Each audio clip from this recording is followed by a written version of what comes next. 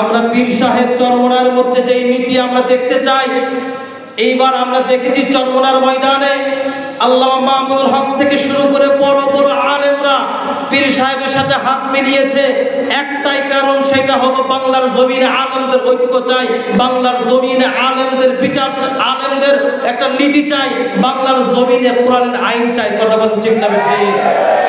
আর এই জায়গায় আল্লাহ বলেছেন তোমাদের এমন একটা বিজনেসের কথা বলবো, যেই বিজনেস তোমাদেরকে জাহান্নামের আগুন থেকে বাঁচাবে, যেই বিজনেস, যেই ব্যবসা তোমাদেরকে দুনিয়াতেও লাভবান বানাবে, আখিরাতেও লাভবান বানাবে।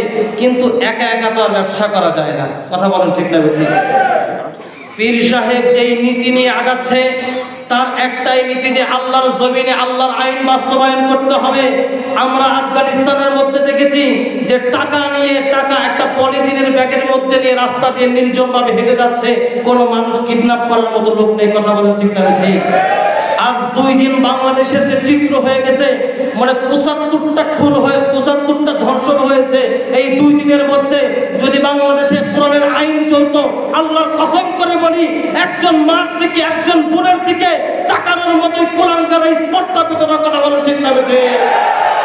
তাহলে আমাদের এমন একটা দলের সাথে থাকা চাই, যেই দল মানুষকে আল্লাহর দিকে ডাকবে, যেই দল মানুষকে তালিম দিবে, যেই দল মানুষকে জিকির করাবে, যেই দল মানুষকে জিহাদ করাবে। কথা বলেন ঠিক না ঠিক? শুধু তাকবীর আর স্লোগান দিয়েই ক্ষান্ত না। হুজুর যে দ্বীনের কথা, হুজুর যদি ইলেকশনে ভোটের মাধ্যমে ইসলামী হিসাবে দল হিসাবে দাঁড়ায়, আমরাও তার সাথে আছি ইনশাআল্লাহ। হিংসা বলে সাব্যস্ত না, যদি দরকার পড়ে নিজের রক্তটুকু দিয়ে ইসলাম প্রতিষ্ঠা করার চিন্তা বুকের মধ্যে লালন পালন করতে হবে। কথা বলেন ঠিক না ঠিক? আল্লাহ তাআলা আমাদের সকলকে ইসলামের জন্য, ইসলামের খাদেম হিসাবে সকলকে কবুল করুক। আল্লাহুম্মা আমিন।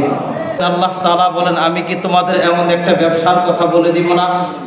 আমি আল্লাহ কি দুনিয়ার মধ্যে তোমাদের এমন একটা বিজনেসের কথা বলে দিব না, যেই বিজনেসের মাধ্যমে তোমরা দুনিয়াতেও লাভবান হবে, আখিরাতেও তোমরা লাভবান হবে।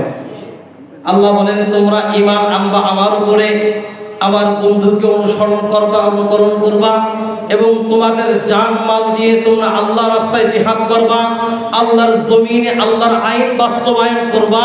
তাহলে দেখবা পৃথিবীর মানুষ, একজন ব্যক্তি শান্তিতে ঘুমিয়ে থাকবে। কথা বলেন ঠিক না ঠিক?